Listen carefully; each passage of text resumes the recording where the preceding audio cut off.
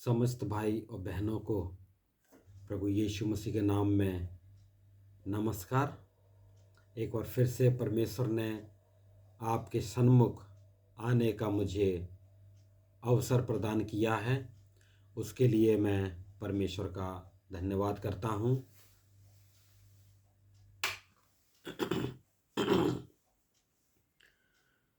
इस बढ़ते हुए दौर में हम लोग ये सोचते जा रहे हैं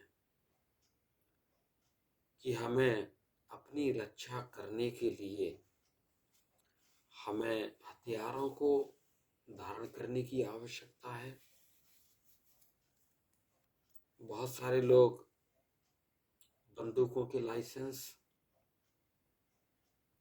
तमाम चीजों को सुरक्षा के लिए अपने घरों में रखते हैं। कोई कोई हथियारों के लिए आह्वान भी करते हैं,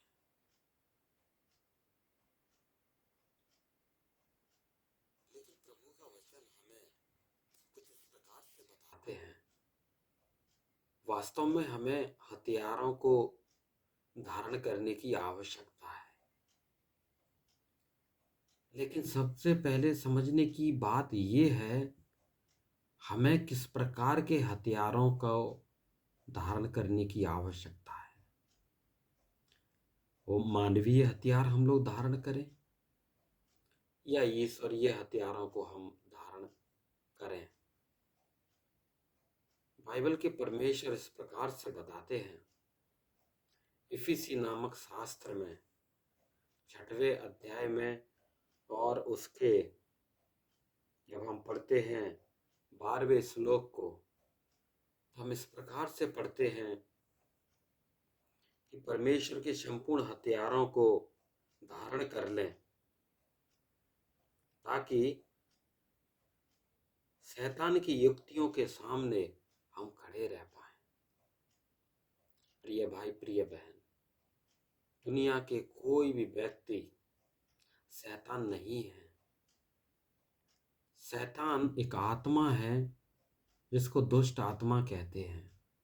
वो लोगों के द्वारा लोगों में काम करता है। इसीलिए प्रभु कहते हैं कि मेरे सारे हथियारों को बांध लो ताकि तुम उस दुष्ट से बच सको और उसका सामना करने पाओ। 12वें श्लोक में इस प्रकार से लिखा है, क्योंकि हमारा यह मल्लयुद्ध लहू और मांस से नहीं है, परंतु प्रधानों से और अधिकारियों से और इस संसार के अंधकार के हाकिमों से और उस दुष्टता की आत्मिक सेनाओं से है जो आकाश में है। देखिए, ये दुष्टता की सेना जो आकाश में है, जो प्रभु पर भरोसा करते हैं, प्रभु को मानते हैं, वे इस बात को जानते हैं।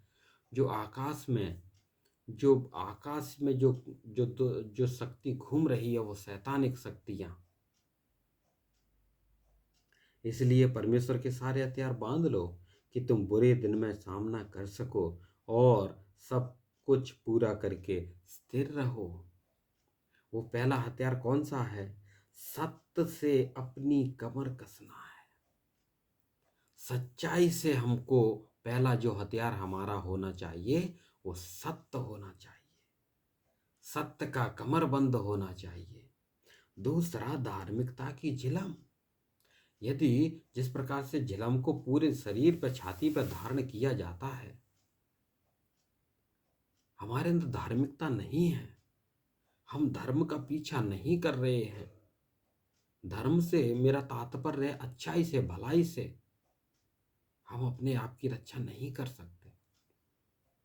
आगे पढ़ते हैं, पांवों में मेल के सुसमाचार, मेल मिलाप का सुसमाचार देने का ये तीसरा जो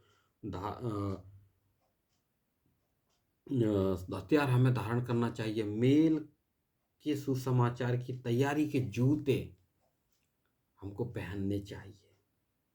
और आगे देखते हैं, विश्वास की ढाल और उस दुष्ट के सब जलते हुए तीरों को बुझा सको। वो विश्वास चाहिए कि मैं जीत जाऊंगा। आइए हम इन हथियारों को धारण करें और उस दुष्ट से अपने आप को, अपने समाज को, अपने देश को हम बचाएं। परमेश्वर आपको आशीष करे।